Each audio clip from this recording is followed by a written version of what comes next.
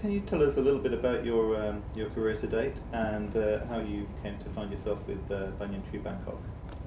Hi, Mark. I was born and raised in India. I'm formally trained as a chef. I've been a chef up until about 6 years ago. I joined Banyan Tree in Phuket as a chef.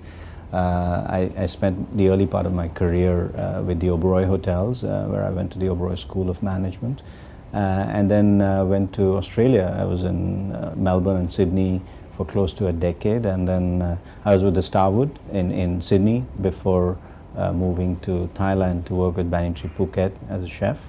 And that's where I made the transition from being a chef to an F&B manager in Banyan Tree Phuket. After the tsunami, the Asian tsunami, I moved to Banyan Tree Bangkok as a director of F&B, and then on to corporate F&B, because in 2007 we got public listed Banyan Tree Hotels and Resorts. So we had a tremendous growth spurt, and we had a lot of hotels opening all around the world. So I was supporting in the corporate work. At the same time, I was taking care of Banyan Tree Bangkok, which obviously quite a heavy F&B activity. And then after doing that for the last 3 years, in 2010, towards the end, I took over Banyan Tree Bangkok.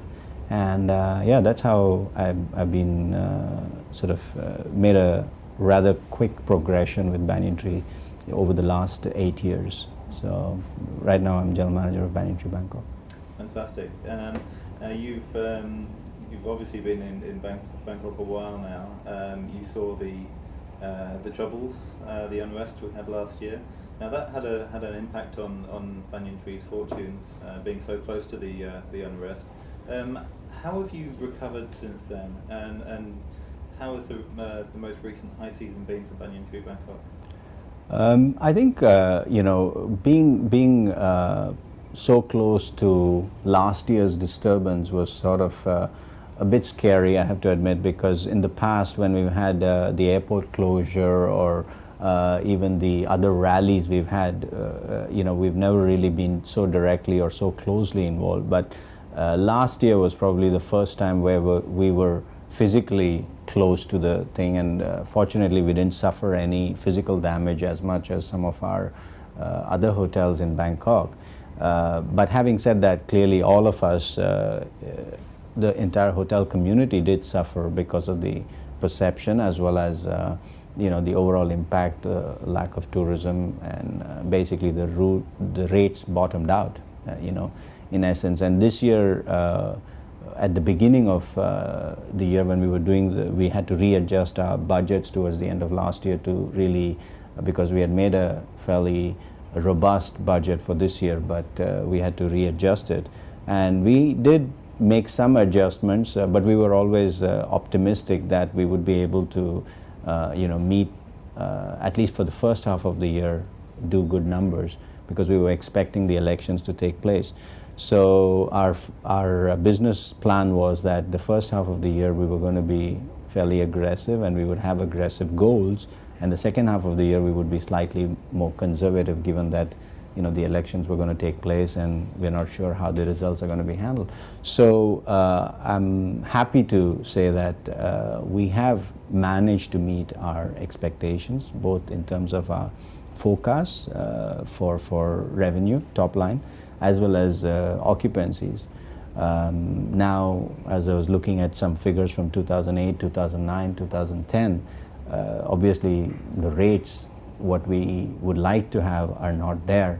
But that's not necessarily a result of the problems we had last year. It's also the fact that we got a lot of new supply in the hotel industry. So we got so many new hotels coming up.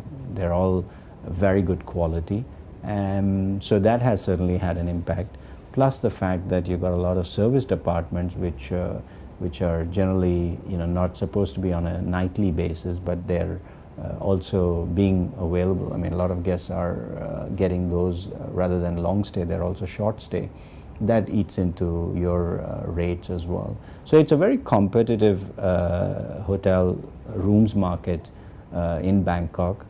Plus, obviously the political issues that Thailand has had in the last few years hasn't helped. But having said that, I'm quite happy to say that we have met our goals for the first half of the year. The first quarter has been very, very good. We are obviously hoping that up until June we'll be able to maintain those results.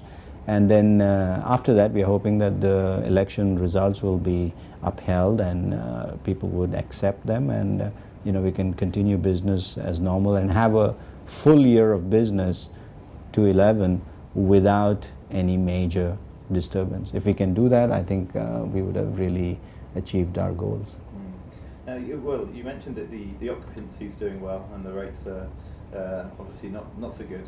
In terms of revenue per available room, where are we compared to the same time, say Q1 2010 versus Q1 2011? We are better than Q1 2010, but 2009, 2008 were very good years, and the RevPAR is down purely because of the rate. The occupancy levels, we are still able to be thereabouts.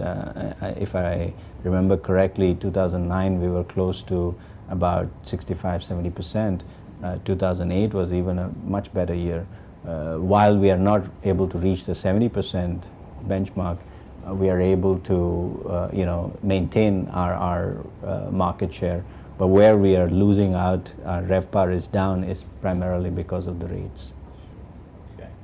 Now it's a good day to be talking about this because it's the anniversary of some quite nasty scenes on 19th of May last year. Are you concerned with what's happening with the protests in Bangkok today and the upcoming election? Well, to be fair, Mark, we are really, it's out of our control. As I was just saying before we started, I just got an SMS that there is about 1,100 room cancellations for hotels around the Ratchaprasong area, which is a shame because it's not so much that we have anything to gain. It's just a shame that hotels, by just association, are losing out on being, on good business. Having said that, we still have not seen any impact to our reservations or our business, both by way of F&B as well as for rooms. We haven't seen any cancellations, probably because we are not in the Ratchaprasong area. And I'm hoping that it is just a rally, a peaceful one, and it will be over by tomorrow, and there is nothing more to it. Sure. Now, do you have any, you mentioned the 1,100 room cancellations. Do you have any message for visitors that are looking to visit Bangkok at the moment? I think Bangkok has always been a fantastic value proposition for anybody, and I think Thai people by and large are totally peace-loving people. The smile and the hospitality is always very, very genuine. And even through last year, I think last year was probably the first time when a foreigner got hurt or was involved, and that was purely because they happened to be in that area.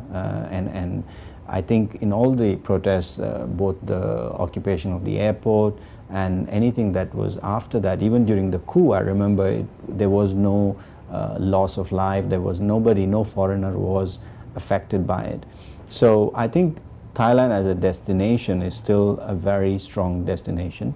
I believe that it offers great value now, in fact greater value now than in the past, because hotels and the hospitality level has not dropped at all. I think the quality has only gotten better, but now you're getting it for a much better value because of the circumstances. So I think there's not been a better time to visit Thailand and do, spend your time and money here.